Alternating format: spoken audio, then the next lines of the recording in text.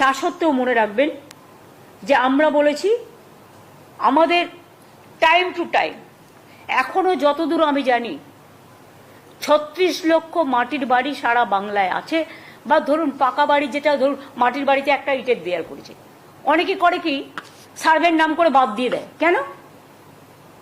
একটা ইটের দেওয়াল কি কেউ করতে পারে না নাকি? তুমি বাথরুমটা যদি ইটের করে দাও একটা মাটির বাড়িতে, তাহলে তোমার একটা ইটের দেওয়া থাকলে প্রবলেমটা কিসে যদি গরিব হয়? তার বৃষ্টির ছাটে টোটাল দেয়ালটাও তো ধুয়ে যায়। একটা বাড়ি অর্ধেক ভেঙেছে, তুমি অর্ধেক টাকা দাও। আরে আরেকটা মাটির বাড়ি, এটা হচ্ছে সহজ বুদ্ধি, যে অর্ধেক ভাঙলে পুরোটাই পড়ে যায়, কারণ মাটির ভিতটা নষ্ট হয়ে যায়। কারণ আমি গ্রামে অনেক গেছি, গ্রামে আমি খেলে বেড়াতাম, আমি সাঁতার কাটতে জানি, আমি গাছে উঠতে জানি, আমি ধানের খেতে আল দিয়ে পার হতে জানি। এটা বললে কেউ হয়তো ব্যঙ্গ করে বলবে উনি সব জানেন। না, আমি সব জানি না, ওরা অনেক জানে। কিন্তু যেহেতু আমার একটা অভিজ্ঞতা আছে, আমি ছোটবেলায় প্রতি বছর স্কুল মানে ক্লাস 7 পর্যন্ত প্রতি বছর পরীক্ষার পরে 1 মাস করে গ্রামে থাকতাম, আর ধান কাটার সময়টা যেতাম। ফলে এগুলো দেখতাম চোখের সামনে, খেলে বেড়াতাম, সেই জন্য এগুলো জানি। এটা আমার কোনো কৃতিত্ব নয়, এটা আপনারাও অনেকে অনেক কিছু জানেন আমার থেকে অনেক বেশি। সুতরাং আমরা যেটা বলেছিলাম, যদি কেন্দ্রীয় সরকার না দেয় আমরা মানুষের পাশে দাঁড়াবো। আমরা বলেছিলাম এবছর আমরা 11 লক্ষ মানুষকে, এটা দুটো কিস্তিতে দেওয়া হয়, একটা 60,000 আর একটা 60,000। 60,000-এর কাজ হয়ে গেলে আবার 60,000 টাকা দেওয়া হয় প্রথম কিস্তির টাকাটা। আর 11 লক্ষর জায়গায় এটা আমি 1 লক্ষ বাড়িয়ে দিয়েছি। তার কারণ, যদিও টাকার সংকুলনের প্রবলেম আছে, তা সত্ত্বেও তার কারণ দানা হয়েছে, বন্যা হয়েছে, টর্নেডোতে অনেক ঘরবাড়ি ভেঙে গেছে, তাদেরগুলো ইনক্লুড করে আমি এটা 11 লক্ষটাকে 12 লক্ষ করে দিয়েছি। এবং আমাদের সরকার নিজেদের টাকায় এই বাড়িগুলোর টাকা দিতে শুরু করবে 15ই ডিসেম্বর থেকে 30শে ডিসেম্বরের মধ্যে টাকাটা পেয়ে যাবেন, প্রথম কিস্তিটা। কারণ যেহেতু ইলেকশন ছিল, যেখানে ইলেকশন সেখানে সার্ভেই করতে দেয়নি। 6টা জেলায় ইলেকশন ছিল, 5টা জেলায়।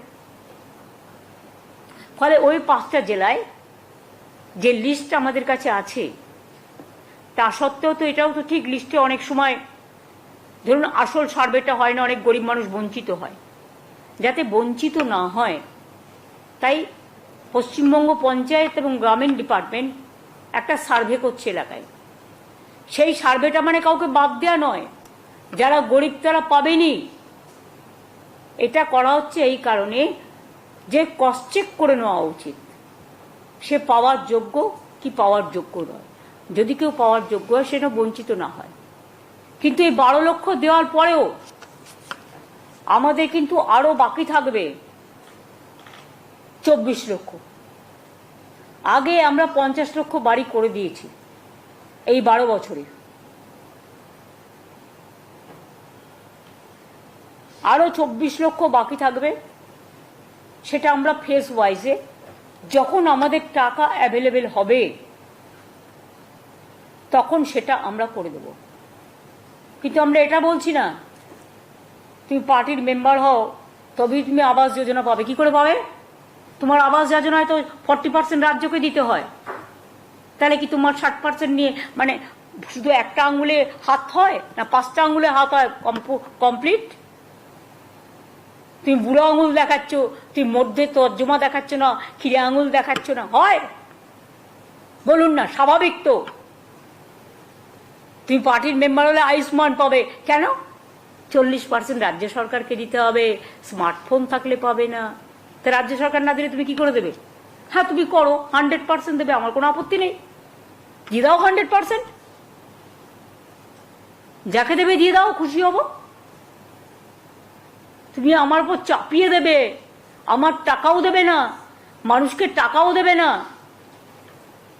ভাই তোমাদের দয়া দরকার নেই, আমাদের মতো করতে দাও। মানুষের আশীর্বাদে যখন 50 লক্ষ আগে করতে পেরেছি, 12 লক্ষ দিচ্ছি আমরা ডিসেম্বর থেকে, আরো 24 লক্ষ যেটা বাকি থাকবে আমি 2-3 বছর টাইম হাতে নেব। সারা বাংলায় সব পাকা বাড়ি আমরা আস্তে আস্তে করে দেবো। আমার টাকাটা সংকুলান করতে হবে। রিজার্ভ ব্যাংক তো আমার কাছে নেই যে ছাপিয়ে দেবো বা নোটবন্দি করে টাকা জোগাড় করব। টাকাটা রাজ্যের ট্রেজারিতে ইনকাম করে আনতে হবে। জলের ওপর ট্যাক্স চাইব না, বিদ্যুতের দাম বাড়াবো না। গ্রামীণ এলাকায় দেখুন যেখানে সিএসসি নেই কোনো দাম বাড়েনি তো বিদ্যুতের। ইভেন 100 ইউনিট পর্যন্ত যারা 3 মাসে পায় তারা ফ্রি পায়। টাকাটাও তো জোগাড় করতে হবে। টাকাটা যখন আমার কাছে আসবে, সংকুলন হবে, আমি কথা দিচ্ছি, আমি যদি কথা দিই, আমি জুমলা সরকার করি না যে বলবো এক করব না। ইলেকশনে যা যা বলেছিলাম প্রত্যেকটা করে দিয়েছি। এটা মামাটি মানুষের সরকার। আমার সরকার আমার দলের কাছে দায়বদ্ধ নয়, দলকে ভালোবাসে। দলের স্লোগান মামাটি মানুষের সরকার, আমার সরকারেরও স্লোগান তাই। কিন্তু মনে রাখবেন আমার দায়বদ্ধতা ফার্স্ট প্রায়োরিটি মানুষের কাছে, তারপরে আমার দল। এটা আমি মেনটেন করি, কারণ দল আমাকে এটা বলেছে যেটা আমাদের ম্যানিফেস্টো কমিটমেন্ট, এটা আমাদের করতে হবে। তাই সরকার থেকে আমাকে সেই কাজটা করতে হয়। তার কারণ আমি মানুষকে দাঁড়িয়ে কথা দিয়েছি। আমি মানুষকে দাঁড়িয়ে যে কথাটা দিই সেই কথাটা শেষ পর্যন্ত করি।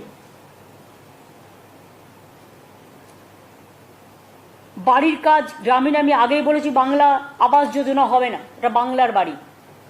টাকা যখন আমাদের নামও আমাদের রাজ্যের নামে হবে, বাংলার বাড়ি। এখনো তো বাংলা নামটা করে দেয়নি। আসুন না কিছু প্রজেক্টের নাম মধ্যে দিয়ে করি। এটা অলরেডি আমাদের বাংলার বাড়ি হচ্ছে, আরবান এলাকাতেও হচ্ছে, রুরাল এলাকাতেও এটার নাম হবে বাংলার বাড়ি। আর পথশ্রিত গ্রামীণ রাস্তা আমরা করি আমাদের নিজেদের টাকায়। ইলেকশনের আগেও আমরা করে দিলাম, এবং ইলেকশনের আগেও জানুয়ারি না ফেব্রুয়ারি মাসে আমরা 9 লক্ষ লক্ষ্মীর ভাণ্ডার দিয়েছি, যখন কোড অফ কন্ডাক্ট চালু হয়নি এক্সট্রা। কাজেই টাইম টু টাইম এগুলো আমরা দেখে নেব, যেটা যেটা করার আমরা করব। আমার এটুকুই বলার ছিল, বাদ বাকিটা আপনাদের সবার দায়িত্ব। আর ওই মার্কেটিংয়ের মিটিংটা আর বেচা তুমি যখন নিচ্ছে তখন দায়িত্ব নিয়ে সেক্রেটারিকে কনফিডেন্সে নিয়ে কাজটা সিরিয়াসলি করতে হবে।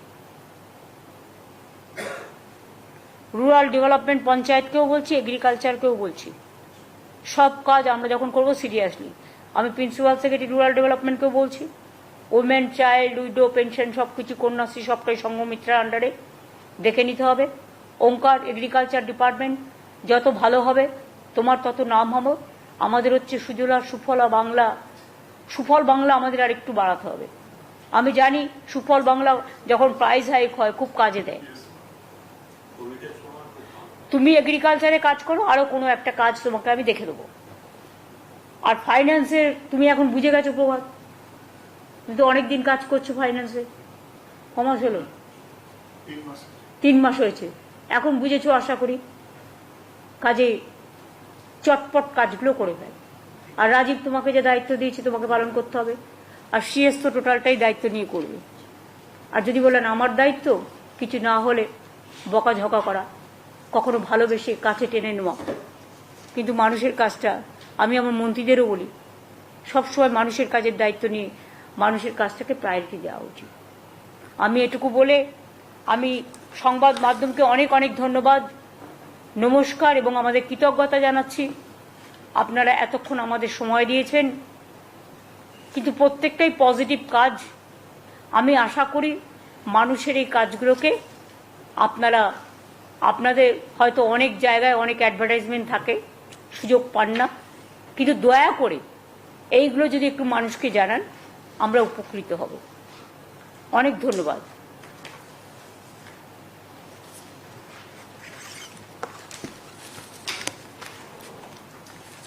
থ্যাঙ্কস। এবার সৌম্য এটাকে ডিসকানেক্ট করে দাও, ওদের একটু খাবার টাবার কিছু